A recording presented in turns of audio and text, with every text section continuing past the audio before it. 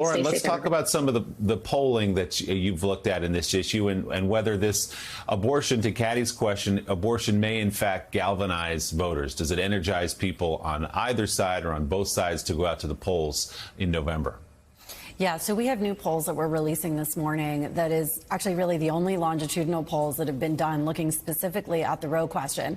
We polled Americans in September, and then we polled them again just this week and asked this critical question about whether or not the decision to overturn Roe is motivating to turn out of the polls. And what we found is that absolutely it is motivating among Democratic women, independent women, and it is especially motivating among young women. And this is where we saw the most dramatic increase in the commitment, the sort of very committed, to voting in November. This is enormously important because Democratic motivation for the midterms has been depressed, as we've spoken about on this show, and many polls have shown, including ours. Young voter motivation for the midterms has been depressed. And we found a 26-point increase in the number of young women, particularly, who say that they are very motivated to turn out at the polls in November, specifically because of the abortion ban.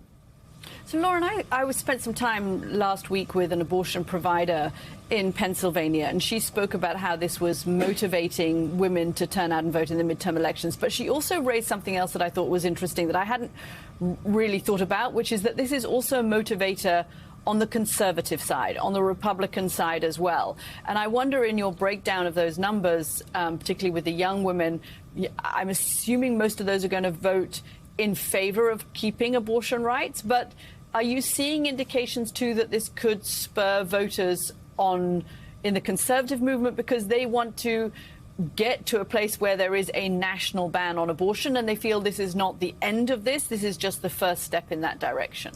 Right, and we did look at that, and there is very little difference in terms of the motivation for Republican voters going into the midterms from a few months ago, meaning that the abortion, the change in the Supreme Court ruling has not actually measurably changed the motivation of Republicans. Now, their motivation was higher to begin with, but that's why this is so significant, that it is galvanizing for Democrats and especially galvanizing for Democratic women and independent women. And that is critical. That is the coalition of voters that flipped the elections in 2018 and in 2020. And if Democrats are to maintain the majority in 2022, that is the most critical voting bloc. We also saw a significant increase in the motivation of Black women. These are voting blocs that obviously vote consistently on the Democratic side. So this is extremely significant.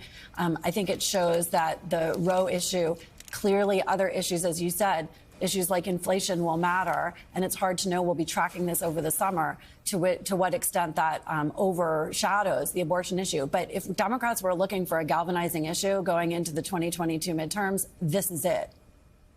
And in the immediate aftermath of the ruling last Friday, that's exactly what Speaker Pelosi and President Biden said. If you don't like this, go out and vote this fall. CEO of All In Together, Lauren Leader, with some fascinating new polls. Lauren, thanks so much. Good to see you.